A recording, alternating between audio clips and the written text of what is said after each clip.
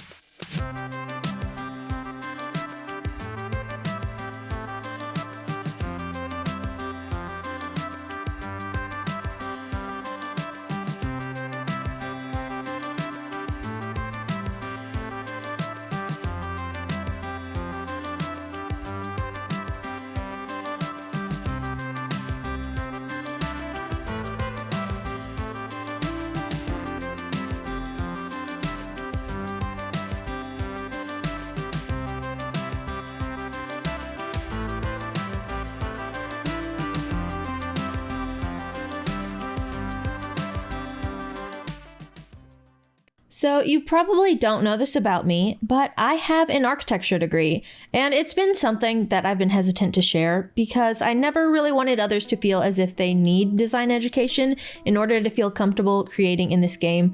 Because to be honest, I avoided building completely for the first couple of months that I played, as I had put so much pressure on myself to create something perfect that I just ended up in a constant state of analysis paralysis. So instead, I would just go mining for hours on end. Even though I had completed my degree before I started playing Minecraft, this was my second house I ever built.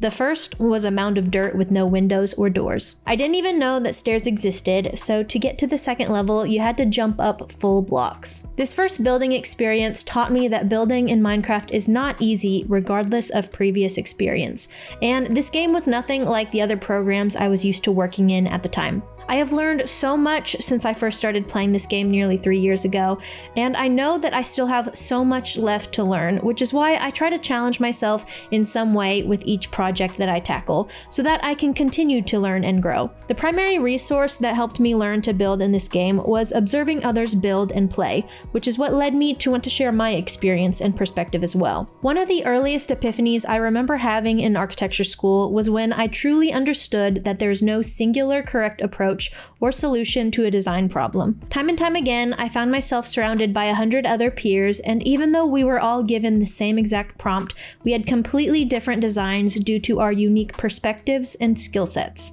So if you ever find yourself looking at someone else's builds and think, how did they come up with that? Just know someone else could say the exact same thing about your creations. We all have different styles, inspirations, and goals, and to create something that you're proud of is an accomplishment in and of itself. I could talk for hours about how my education has shaped the way that I see the world, but let's start the tour and we can talk about each build through my lens along the way. Let's start at the beginning, aka my starter home. So I had a handful of goals that I had set for myself whenever I first created this world, and one of those being I wanted to build with the materials I had rather than the materials that I wanted to build with.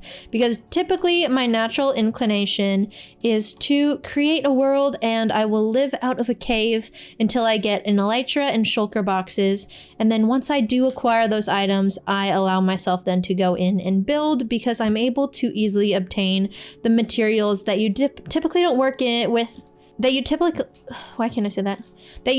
don't work with much until later in the game. So I wanted to avoid this issue where I live in a world for a long time before I even get a structure built. So the requirement that I set for myself in this world is to start out building with oak and cobblestone. So entirely focused on those two materials, I was able to spend more time focusing on the shape of the build rather than trying to make the material work for the build itself. And overall, I think that this was a very helpful challenge to place for myself because I actually had never built with these materials before at all. I honestly couldn't tell you if I ever built with oak in general, which is kind of weird. I feel like that's a very typical material for most people to start out with, but I had always just avoided it and built underground or something like that.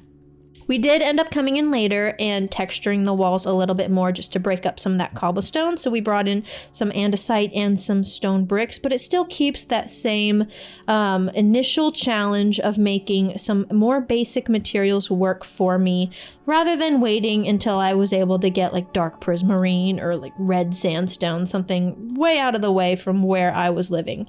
Now let's go ahead and go inside the house. So once we head up here, we do have this balcony or patio right out the front with some outdoor furniture.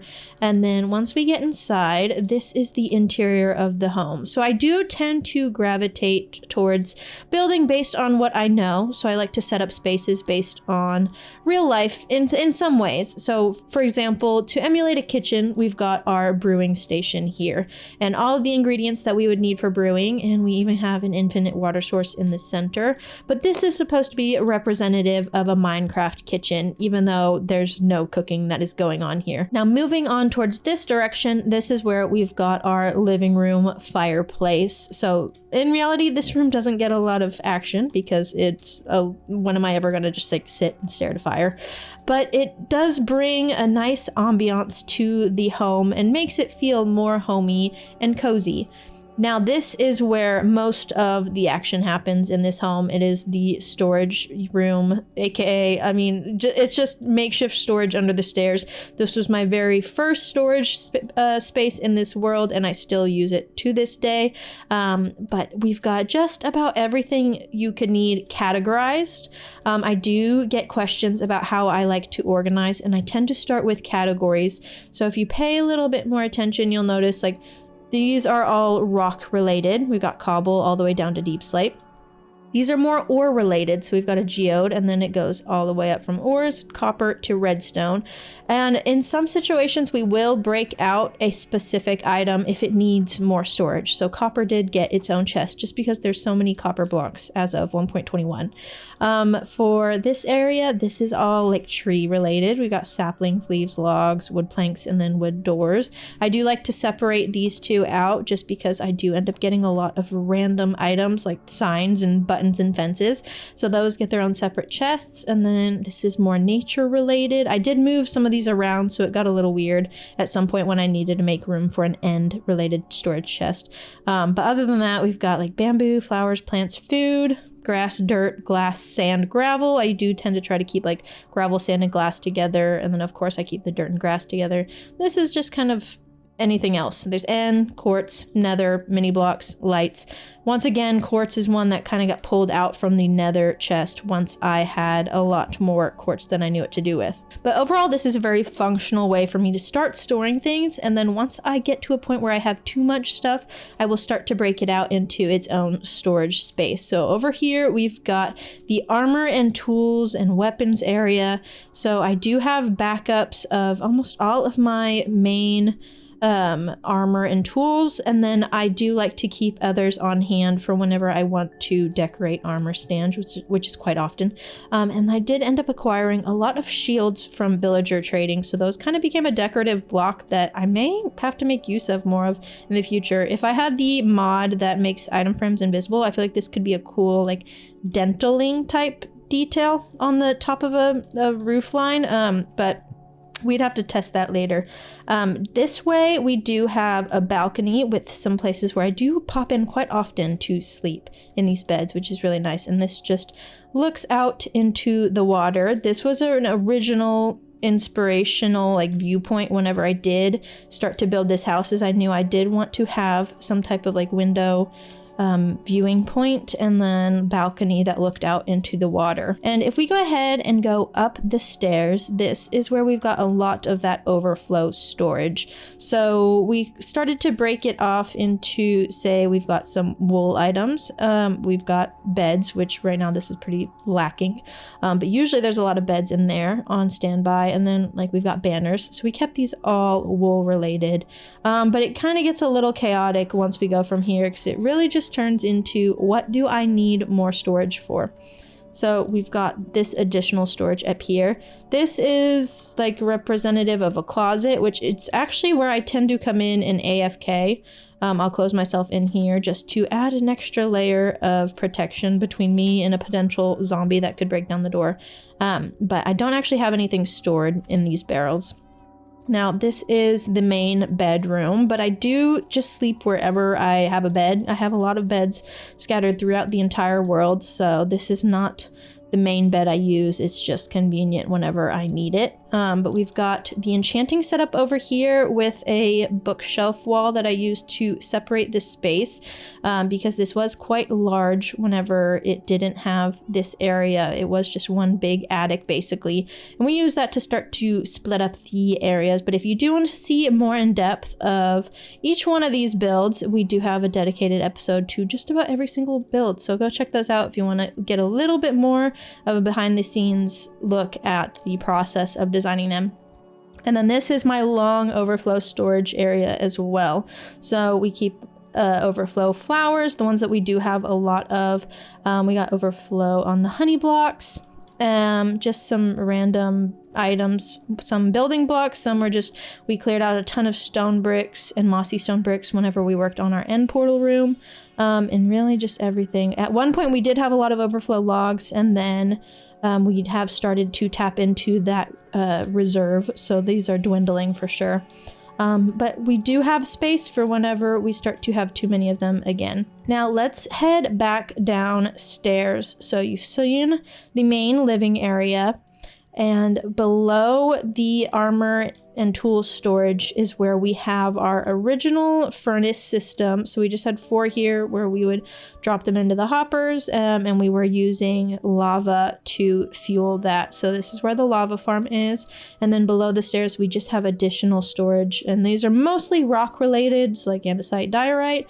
But we do have things like coal for fuel, buckets, and then lava buckets to collect the lava over here. Through this door is where we've been keeping our horse Richard, and honestly this wasn't intended to be my primary horse storage for my primary horse, but it just kind of worked out that way, and honestly it's been really convenient, so I don't plan on changing that up. It is a good place to keep the horse, so I can get to it pretty quickly.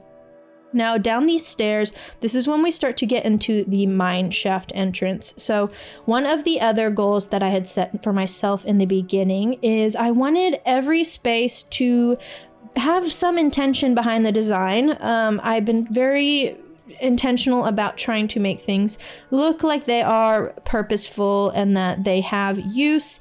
Even if it's just a very quick decoration, it really does make a big difference. So I came in and I decorated this entire staircase all the way down to where we mine diamonds.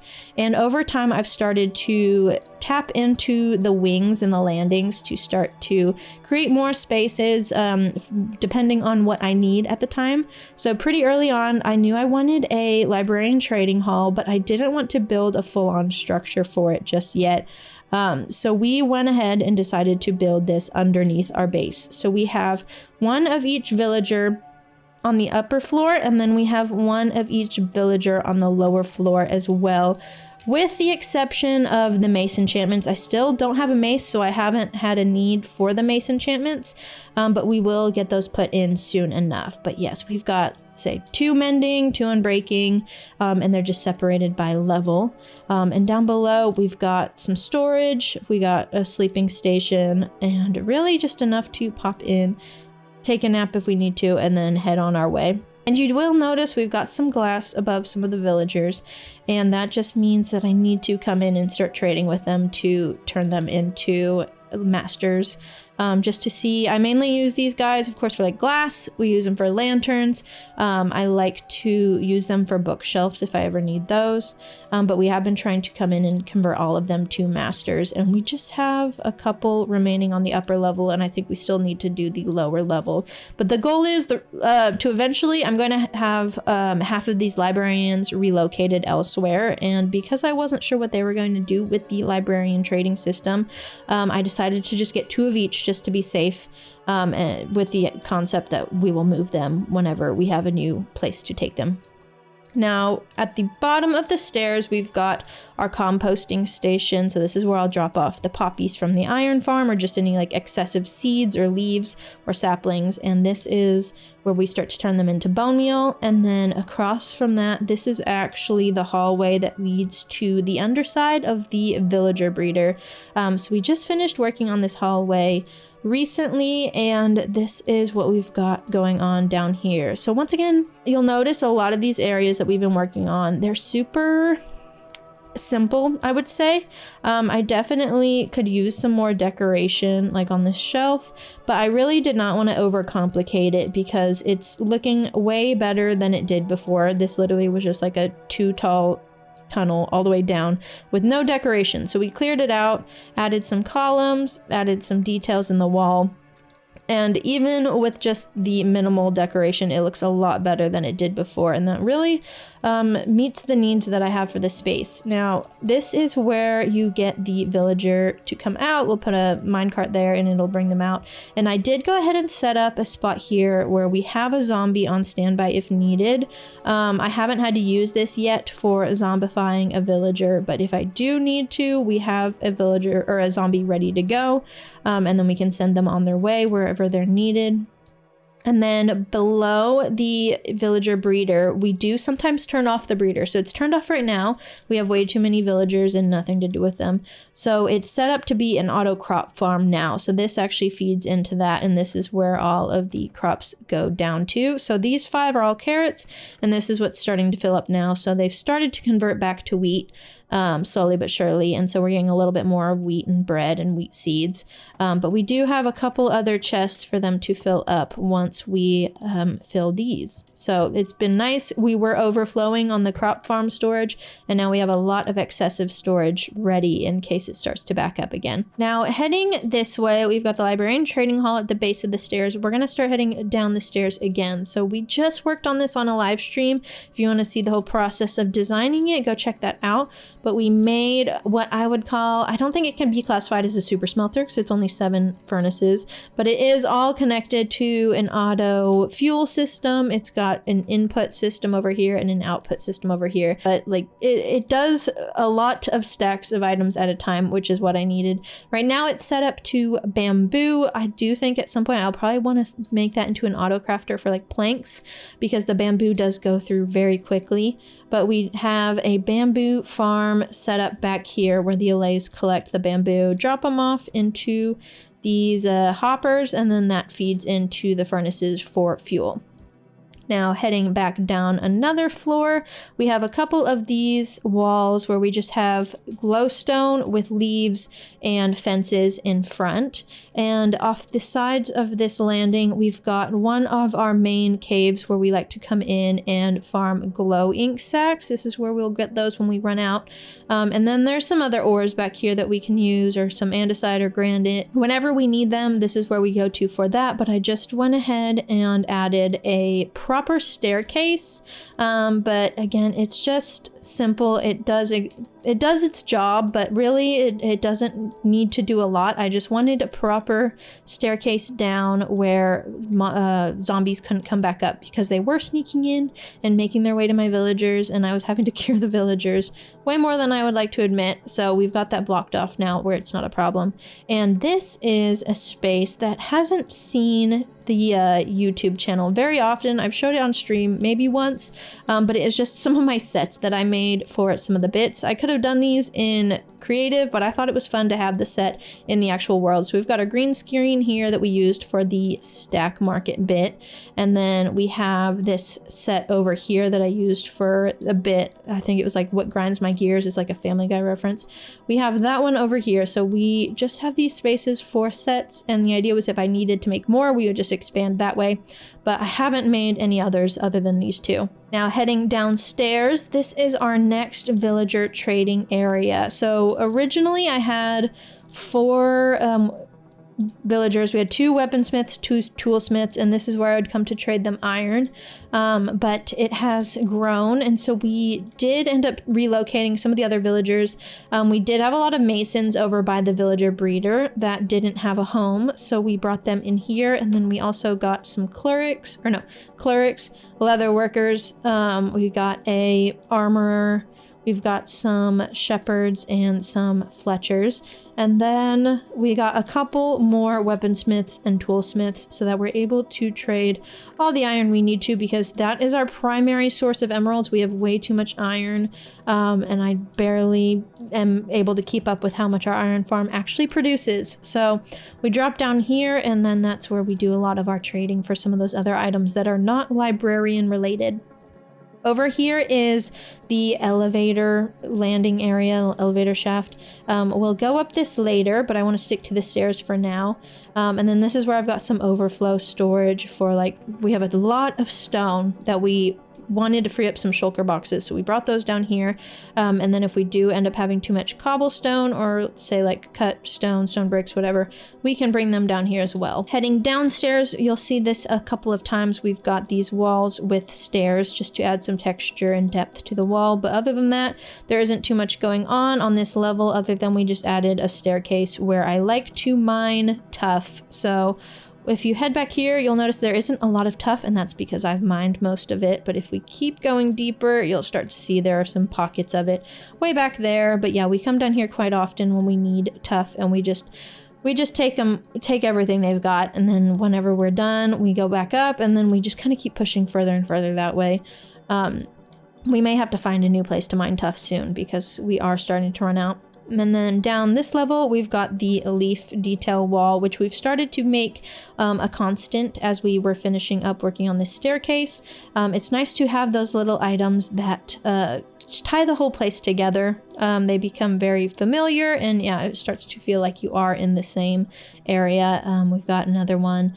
After the stair detail wall, we've got another one of leaves, and then after that we head down, and this is where we have a more aesthetic mine shaft entrance. So this was actually where I was going to access this large cave over here. This is where I get some of the more like deeper level ores, so we can get some diamonds here. There's some gold, lapis, redstone, a lot of that. And then I also was coming down here to get obsidian quite often. And then you'll notice right here we've got this structure area where this is actually the backside of a farm that we will look at in just a second.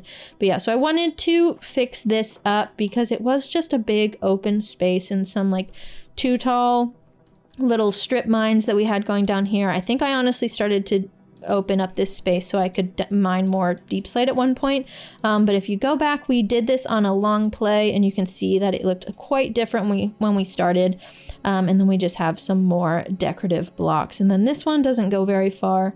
We've just got some ores at the end of it, and then of course some mine carts. But I really like how this turned out. It makes it feel a lot more purposeful, and I do enjoy looking at it now, and I'm glad we got this put in.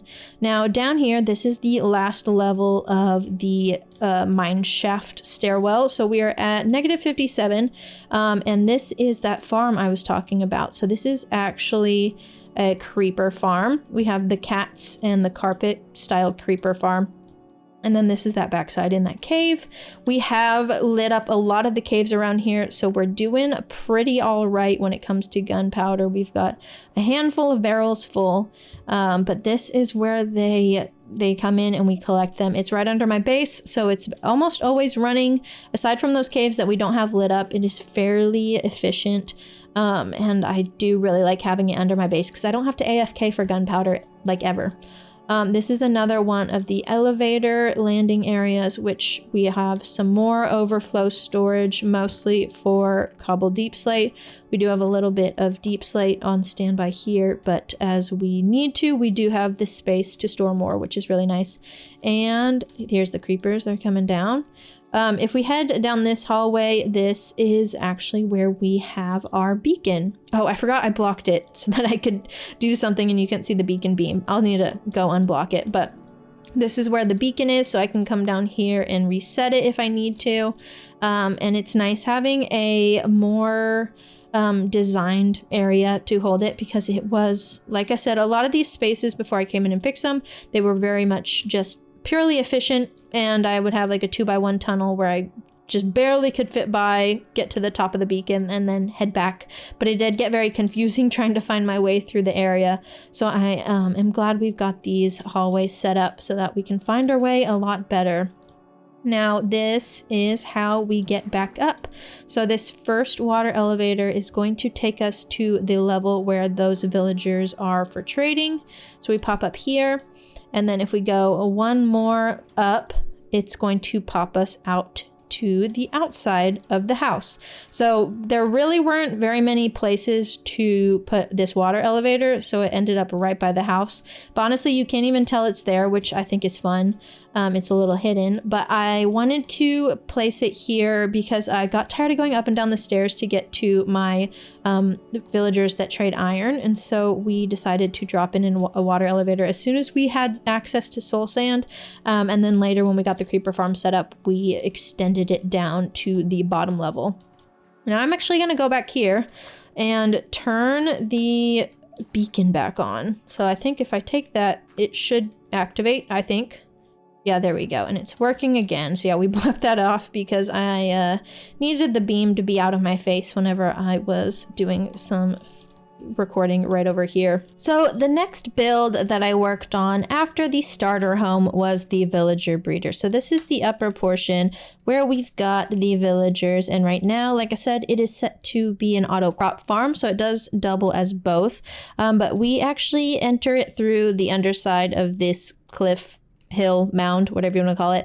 I like to call this on the other side the grotto. I'm like flying. What is going on? Can I get up? Okay. And yeah, so I call this the grotto, and there's just a little campsite under here, but I wanted a pretty straightforward entrance. Honestly, I originally designed this with like a side building, but I couldn't figure out what I was going to do with the side building. And one thing that is kind of a result of my schooling is I have a hard time making spaces that don't have purpose to the interior. It's against my nature to have a building with just a facade and no interior at all. Maybe someday I'll force myself to do the alternative, but honestly, I like making sure that I'm not building massive buildings for things that I don't actually need. I really respect when people are able to do just beautiful exteriors, but I use the interior floor plan to help me design the exterior, so it just never really happens that way for me. So we decided to veto the side building because I didn't have any use for it, and we decided to go with this more experiential cave with the river cutting through. We did make this river ourselves, and then once you're inside, we've got the farm. So this is the villager who's doing all the farming. He throws it to this guy, which is where the hoppers are all collected. And then this is where the baby villagers drop down when I do have it set up to be a villager breeder. So if I want it to be a breeder, I will just redirect these fences over and let this guy out, and then I'll set up beds in this glass area over here. But then I do have some additional villagers that have been zombified and cured, so I can get some cheaper, specifically golden carrot trades. That's my main thing that I want to be trading with these guys. But I do try to trade the carrots just to get rid of all of the overflow. We do have an entire double chest of carrots here. This one we're starting to tap into finally. It took us a while to go through all that, and then we do have some bread from when they were doing wheat to begin with. And then down here, this is where the initial storage was for the auto crop farm. We had 4 double chests, but that just did not end up being enough, so that's where we've started to reroute all of the hoppers back towards the storage in this area that you saw earlier. But yeah, so that is where there's some more double chests for backup. If we get to the point where we are full of crops up here, I will be concerned. Honestly though, it is likely to happen considering how quickly this has started to fill up as is. And here we've got some of those beds that we use for the breeder. We've got some pumpkins and melons in case we want to trade those, and then of course some emeralds. But overall, that is really just a very functional build. I'm happy with how it turned out, and it has evolved over time just to suit my needs. We're gonna go ahead and start talking through this lower portion of the village. So this is where the paths start to split off. And I want to go ahead and talk about this lower portion. This is where the actual houses are. This is the more residential area. And then this upper area and past that way is where we start to get towards more of like the farming district is what I like to call it. This village is very different from my typical builds that I've done in previous worlds. And part of that is because I wanted to, once again, use some of those earlier materials, but also I took a lot of inspiration from an Animal Crossing village as I was working on this. So let's go ahead and go in here, and we actually can go ahead and use this opportunity to sleep because I do end up putting interiors in all of my houses.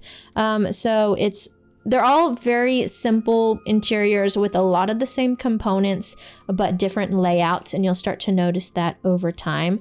But mostly it's just a bed. There may be some storage, some bookshelves, just some decoration, and then we usually have like a furnace and a barrel and some type of cauldron with water in it. So this is the first house, and the main goal I had set for myself while transforming all of these villager houses is I wanted to maintain pretty similar scales to the original build because I like to build larger houses. That's just my natural, my country accent's coming out right there. Building larger houses is just part of like my natural inclination. I like to have wide walkways, wide spaces. It's just the way that I think of space, and I wanted to try to counter that by making myself build small. So I honestly am not one to use ladders to get up to second floors. That's where I get these like long grand staircases, which take up a lot of space. So for a lot of these houses, we start to use ladders instead of staircases, and that's how I'm able to make use of a smaller space in general. But we did try to keep at least one material that was the same from the original, but that didn't always follow through. It just kind of depended on the build. But like, so for this one, we did keep the white terracotta that was in the original build, but then we decided to incorporate some other materials. And one thing that I learned in school that I still think about quite often, and I try to make a part of every design, is that I was taught to always have some sort of cover over the entry door. And you'll notice that that is quite common in most of these builds. So we do have that in here. This is the interior. I'm going to go through these pretty quickly, but if you want to see a slowed down tour of all of the interiors of these houses, go ahead and check out the original video. But leading down this way, we're going to head in this direction and go to these houses. So for this house, this one did not keep a lot of the original materials. And we did alter the floor plan a little bit, but we did start to incorporate that pale oak. This is the first time that I used pale oak. And then this is probably my favorite interior of all these little tiny homes. I really like the pale oak with the copper. And I think it just looks really pretty, especially with like the pot, the terracotta colored pot. I think it looks nice. One of my favorite little houses we've got going on. And then we've got this one. So once again, this one doesn't have as much of a covered entrance. It has a little bit of an overhang.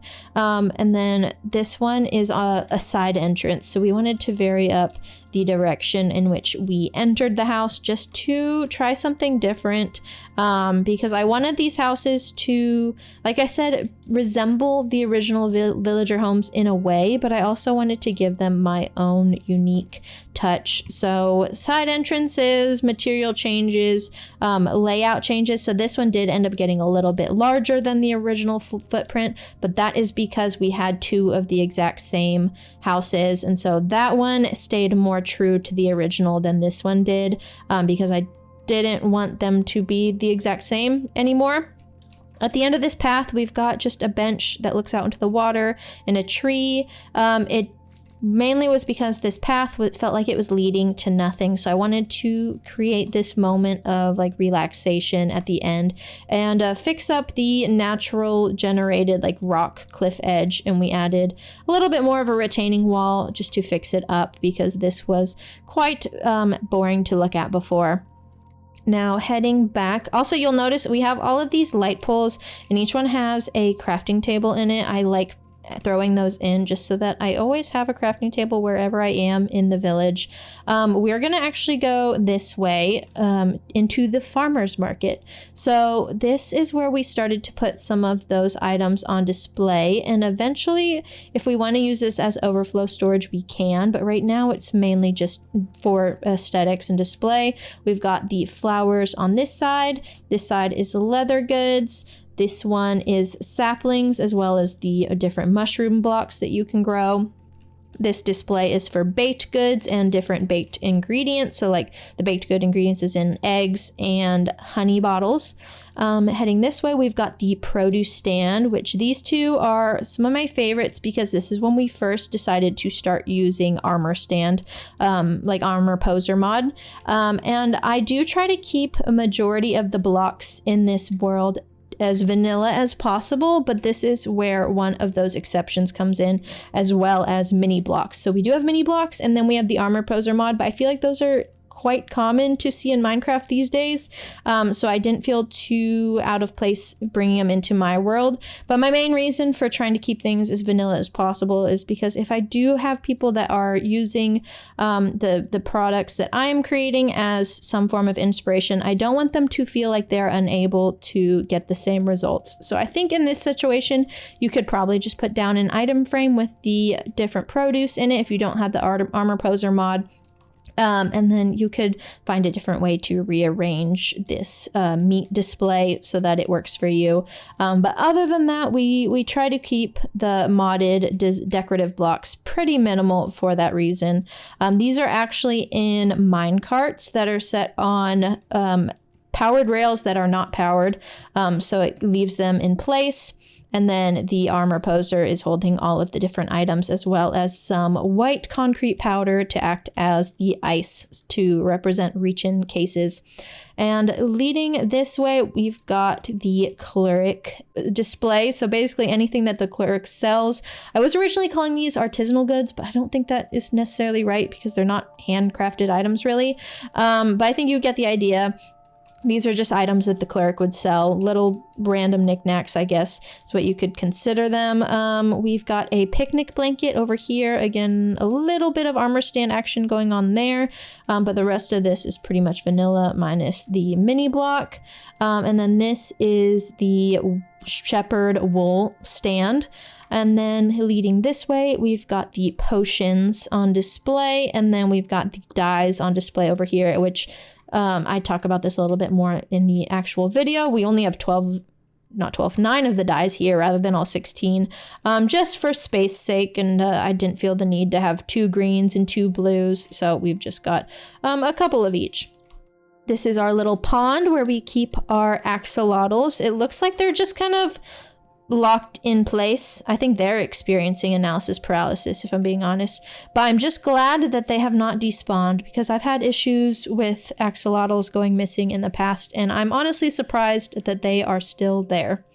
Now we are gonna go this way, and we've got 2 more houses to look at down here. So this is the house that did originally have a twin over there. It was a white terracotta house to begin with, so we kept that, but we switched up the rest, and we do have a covered entryway. And then when we are in the space, we got a little fireplace, pretty simple interior. Once again, we got bed, desk, all of these same elements, but just with either different colors or a different layout. And then this house originally had like pigs in a little pen right here. So we decided to add a roof over part of that just to switch up the original design, but we did keep it fairly true to the original. So you can walk out this way. And this is another place where I can stop and sleep. We got a little mini crop farm on this side. And then if we head up the ladder, we've got the lofted bedroom up here. And then there's actually another level where we've got an office and like a little library. And then we've got this walkway that leads to the upper levels, but we're actually not going to go that way quite yet. We'll save that for later. And we're going to head back down the ladder, and we are going to head this way. So this is our iron farm. This was probably like the third or fourth building that we did in this world, and I'm really happy with how the iron farm turned out. We are once again sticking true to keeping the oak and the more stone related materials, which I should mention too, when we were working on the houses, that's when we started to incorporate some of those later game blocks, just because I was starting to get a lot of oak and stone throughout the entire world. And so we used that to break up the color palette, but this is one of those earlier builds where we were sticking true to the early game block palette, and I'm happy with how it turned out. I think the main requirement I had set for myself whenever I did this is I did want to make sure that all of the area where an iron golem could possibly spawn was spawn proofed, and that was a little tricky. I know you necessarily don't have to, but I think that they may have changed iron golem spawning because I was having them spawn above the farm itself, which they're typically not supposed to. And so I went ahead and made sure all of these were not spawnable. But with that being said, the spawning radius is a square. And so I had some challenges starting out because I didn't want the build itself to just be a giant square. And I thought of at one point keeping that square, but then building additional rectangles off of it just to break up the shape. But I once again was having that issue where I was just going to have too much interior space and nothing to do with it. So I decided to reduce the size of the build itself by breaking it up into sections of build and patio. So we've got a combination of interior and exterior space, and I really like how that addressed the issue of making sure everything was spawn proof but not necessarily having a big giant square building, because square buildings are not my favorite. I definitely tend to prefer rectangles over squares. I think it kind of just ties back to the notion of the golden ratio. But so this is the interior of the iron farm as it's working right now. This is where the iron golems go down. There's a hopper down below them that leads this way. And then in here, we've just got different iron items on display. And then if we go this way, you'll see it's just got a lot of outdoor space around the build where the golems could potentially spawn. And we do also have an upper and lower floor. So down here, this is where the iron drops. So we've got a double chest here. I do come in and manually convert these all into iron blocks quite often. I do need to soon set this up to an auto crafting and auto composting system, but we haven't done that quite yet. At this point, I can keep up with converting it to iron blocks myself, but soon, when we are not in this area as often, that's gonna need to be an automatic process. And the reason why is because this is spawn. So this is within the spawn chunks and it is always running. Therefore, it is very efficient. And like I said, I have way more iron than I know what to do with, and I can never keep up with all of the iron that I have.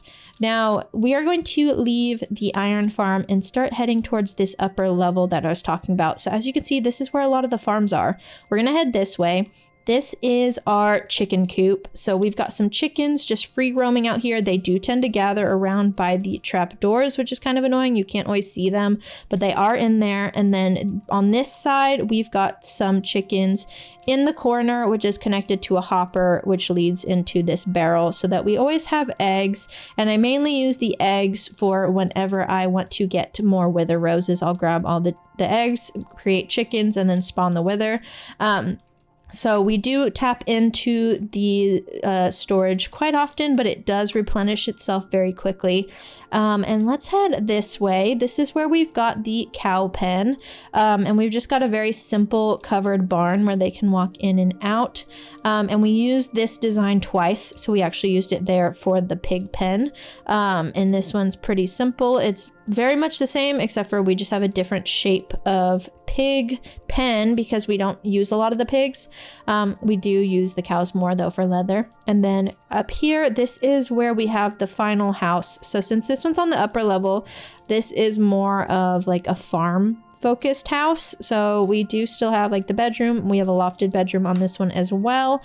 But this house does actually have a back door that leads to this wheat field.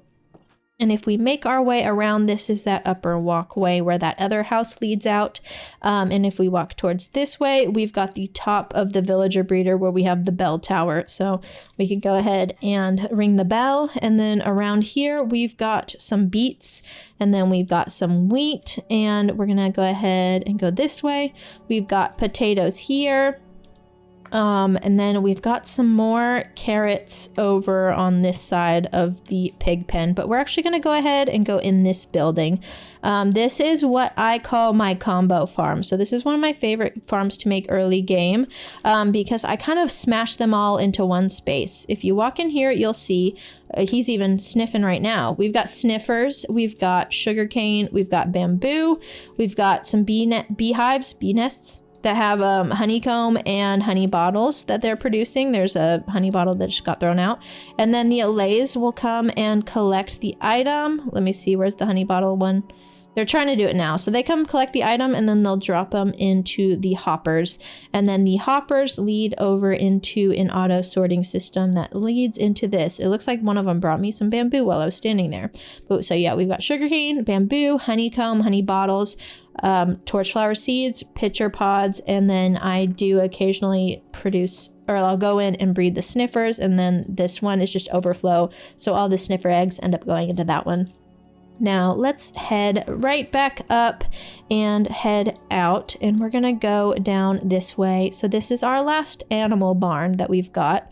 This is where all the sheep are. So we've got all of the sheep in here, and if we walk in this way, you'll see that it actually connects into the building. So they have open area, they can walk in and out of the barn and back into the grass if needed. And if we walk back this way, we've got a staircase that leads up. Up here we've got some hay bales on display, we've got some utility stations, and then we've got a bed to sleep in. If we head back down, there's a trapdoor down here, and this is the auto wool farm. So we've got every color on display, where we are collecting each wool type, and we've got a lot of open space to work with. So as we start to have overflow of the wool, we'll start to add some storage here and maybe some storage down this center area, but we do have a lot of space to work with, which is very nice. And back here through this door, this is probably the least designed area in my entire world up until this point, and it is where the sheep get their wool collected. So we've got, like I said, a lot of wool. We're getting close to filling up the double chest, and then if you walk along the top, you can access the dispensers and get to the shears. So there's still quite a bit of durability left, I would say, considering we almost have a double chest full of each wool color. So we will have to come in very shortly and relocate all of that and make some space for more wool to be collected, at least until all of those shears run out, and then we probably won't replace the shears. But we're gonna head out this way, and I actually have this path back here. So behind the wool farm, we have a big hay field. So basically the way I've been treating this is any kind of in-between space between builds is where I started to pop in either a crop farm or a flower field. This one we have some diagonals. This one we have like little clusters of flowers. Once again, diagonals, and we just use those intermediate spaces to add other crops and plants. And then we just we're able to have more organic shapes between the paths by doing that. Right here we've got our sweet berry farm, and then this is what I call the tree nursery. So we're gonna head this way. We're on the back side of the iron farm now, and I'm gonna go all the way down to the end.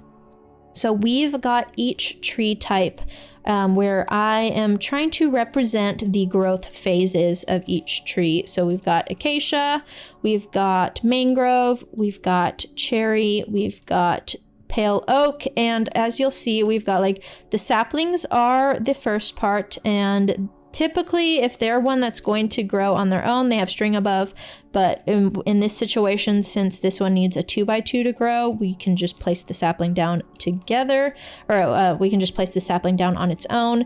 And then we go into a secondary phase of growth where these are being braced up from the wind. And if you go underground, we've got a lot of chickens underneath, and we just are tying the chickens to the fence posts to make it look like the tree is being braced. There are some situations where the leads snapped, so we are missing a couple, but it's just kind of random on when it happens, and I have not felt the need to go back and fix it because it just is going to happen again. Past the second phase, we have the third phase of growth. So for some of these, we did have to either make it more of a custom tree. So for this one, we just replicated like a typical oak 1x1 growth, since this one does not have a 1x1 option. But then for the back one, we have the typical 2x2. And then in some situations, if we do have a 1x1, so say like for the birch, and we wanted to have a fourth level, we would just plant a piece of dirt and then grow on top of that so that it ended up being taller.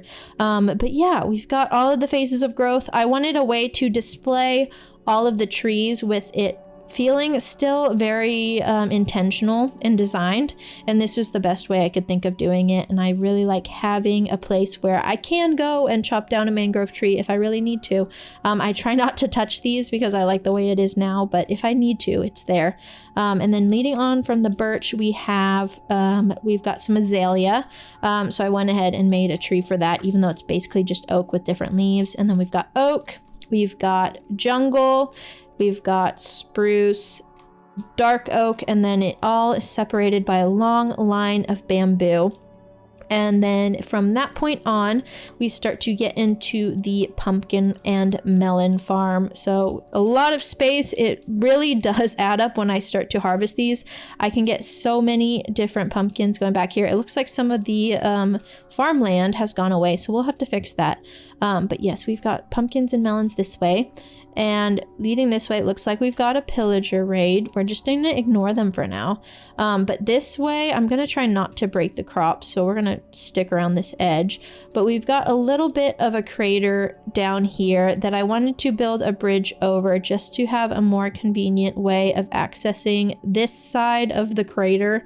It was getting kind of inconvenient because I either had to take the long way down by the wool farm, or we would have to go around the house on this back side by the trees. So we did end up adding this bridge, and it makes it a lot more convenient to head in that direction. That basically covers it for the majority of the village. We do have a couple more builds this way that we need to pass through. So I'm actually going to go to this further one first, and we're going to go this way. Let's go ahead and take the minecart on the way there. So we do have a system here where we can dispense a minecart, and we press the button and we can head this way. It looks like one of my horses escaped. That's new to me, so we'll have to move him back. But this minecart takes us along this bridge, which leads us to this cabin at the base of the mountain. And we're gonna go in there next. Hopefully the horse doesn't block my path. Can you follow me? I'm gonna go take him back real quick. Okay, the horse has been put away. We are gonna head into this building. So, I believe it has already been turned on. I'm going to go downstairs just to check, but this is where we've got some overflow armor storage in case we need it. And yes, so this is a skeleton spawner farm, and we got really lucky with the location of the spawner itself. So we were able to make a house above it. And the way it works is the skeletons come up the water elevator here, they cross over, and then they drop into the fireplace. And I can come in and I can use my shovel to put out the fire so that I can use my looting 3 sword on them. But typically I leave this off whenever I'm not here. And then any of the drops are routed below back towards the auto sorting system back here. And you can access that back here. This is what we use to light the fire whenever we need to. But I'm just going to close this up because you're not really meant to go back there.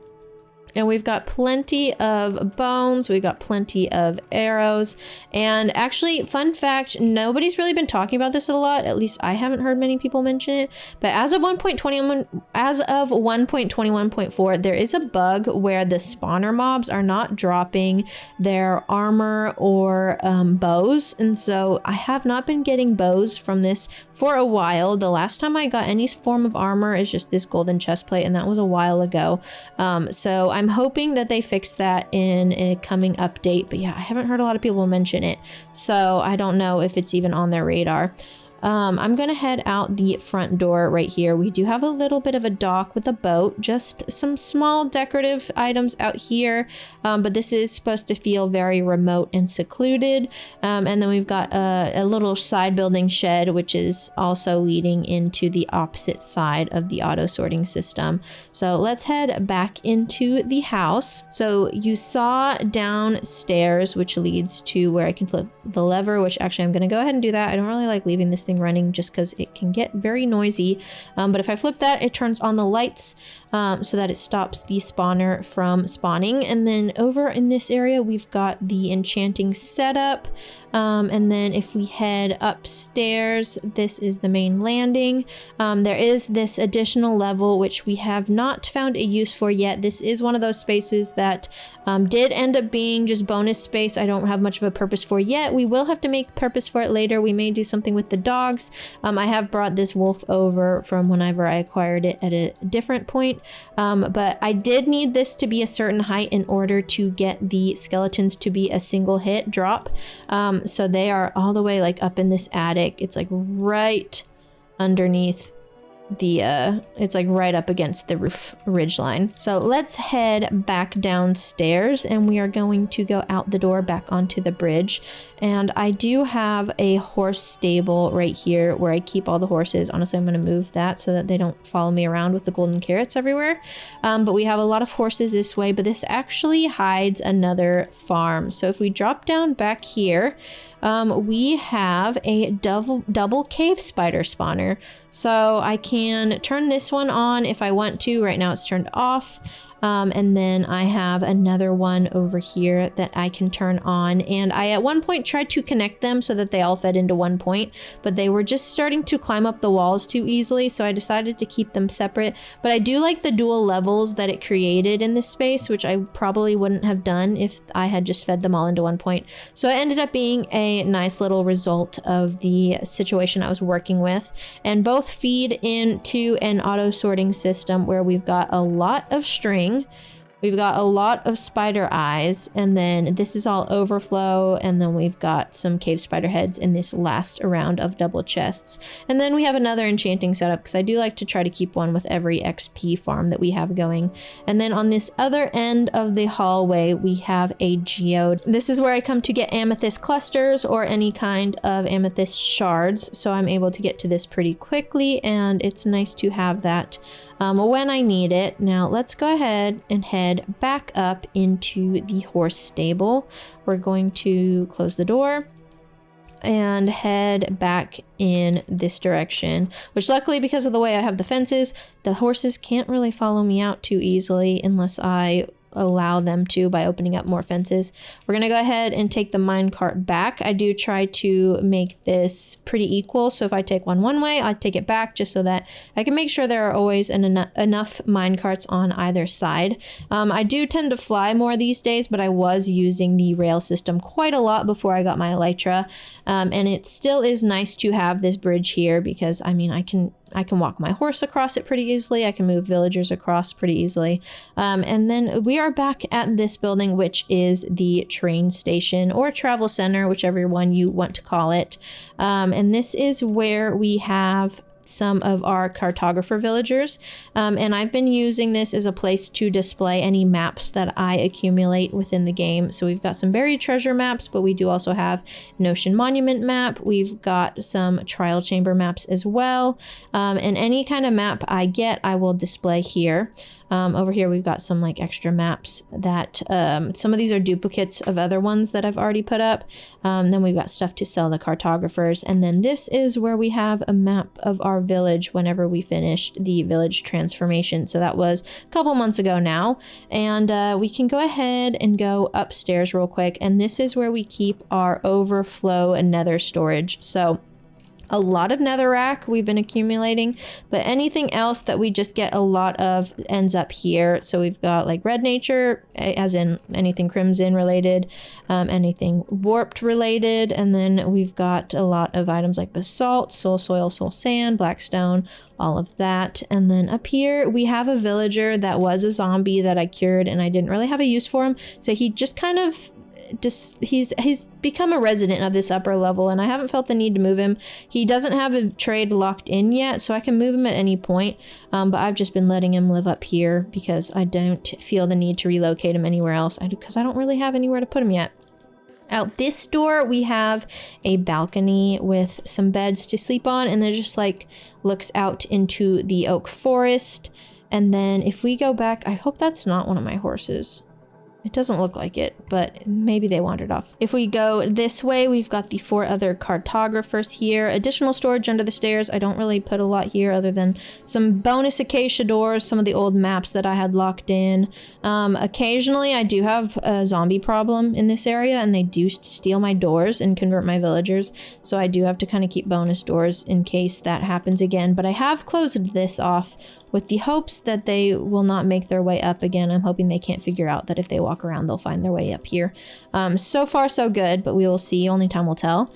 And then this is our nether portal. So this is our main nether entrance. And I do want to mention before we go through that the goal for the nether side of this portal was to kind of have an inverted version of the train station. So I'll give you a little look of it right now.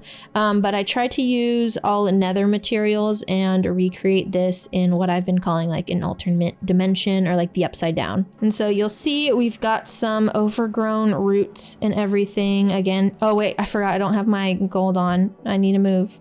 I have, oh wait, we're good. And when I have thorns, it does become a problem because I don't want them taking damage.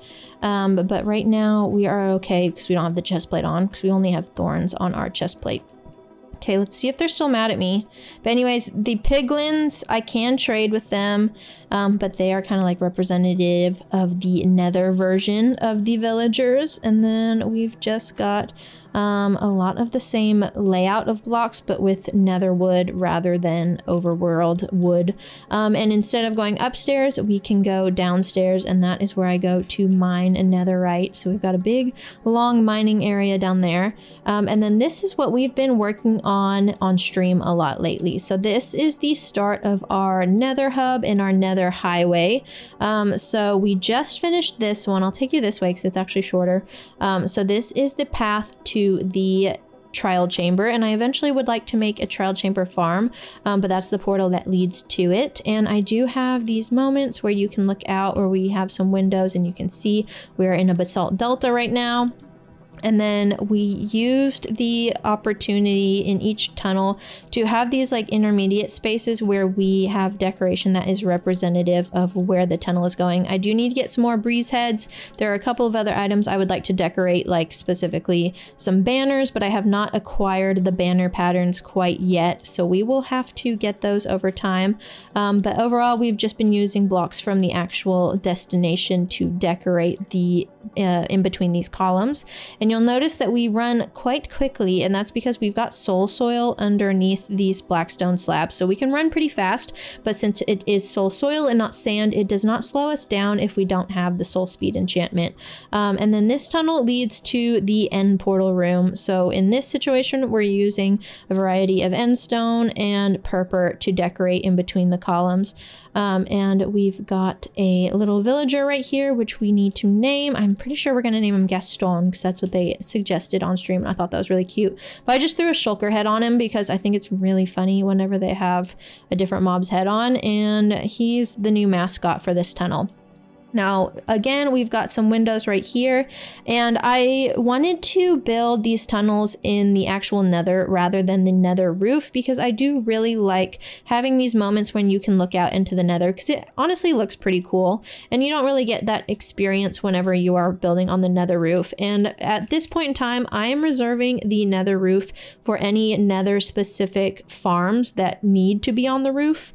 And so I will have nether roof access at one point, but for now I do like having these tunnels in the main portion of the nether. Now if we go through this portal, this is how we get to our end portal room, and this is what we've got going on. So I wanted to kind of create my version of the end. So we've got some of these floating slabs on end rods, and we've got the dragon egg right here, and you can kind of parkour across, but if you do fall down, don't worry, it's not the real void. You can walk across it and come up this staircase, and then there's the bridge that leads to the end portal in the center, but you can just parkour to it as well.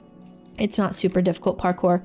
We do have a dragon over here, and then we've got a version of the end city here, but we did incorporate some of the sculk catalysts because I really like the way that the sculk blocks look when trying to create my own void.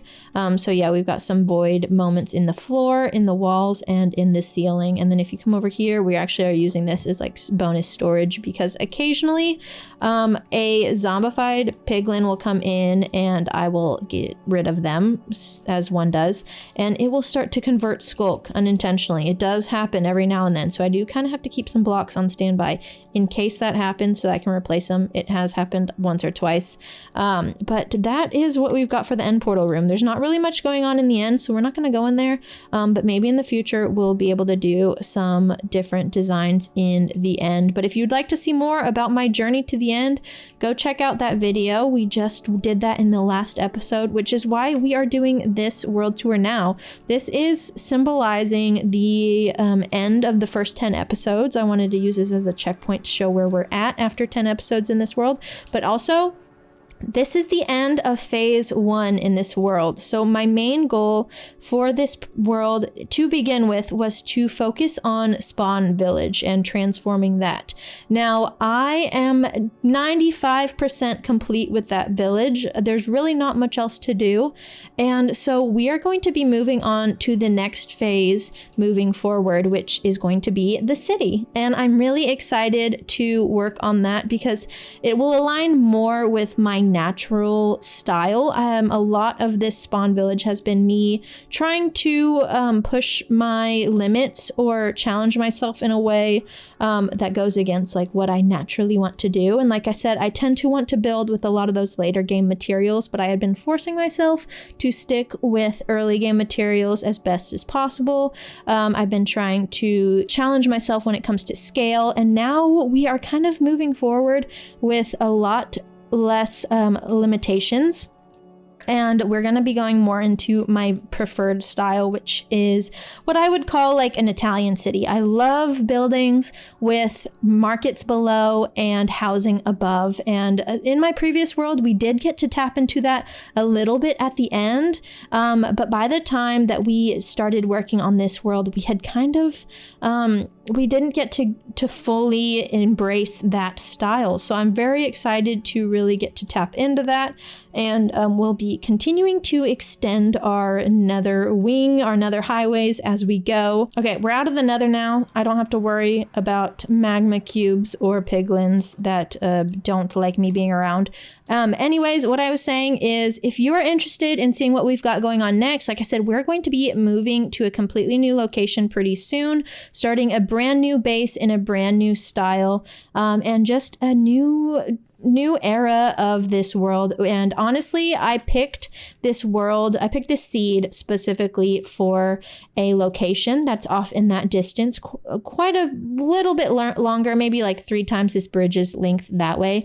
So not super far, but it is in that direction. And I haven't even started building there yet. And we've been working on this world for quite a while. Honestly, it's been almost 9 months, I'd say, since I first started working in this world. There was a little bit of a break in there, but we have been working in this world basically for 9 months now, and I haven't even gotten to start building in the area that inspired me to pick this seed to begin with. So I am so excited to get working on this next phase of the world, and I really hope if you are interested in joining that you'll consider subscribing, and be sure to like the video so that other people may see it and they can join us along for the journey as well. I am live quite often, usually Monday, Wednesday, and Friday around 2 p.m. CST, so if you'd like to see me work through these design processes live, that's where you can find me. Other than that though, we're going to call this tour complete. And I really appreciate you sticking around to the end, and I hope to catch you on a live stream or to see you in the next episode. For those of you who have decided to become a channel member, as a little thank you, I will be sharing a link to the world download so that you can check out the world yourself if you would like to. But once again, thank you so much for joining. It really does mean the world to me. Other than that, I hope you guys have a great rest of your morning, day, or night, and I'll see you next time. Bye-bye.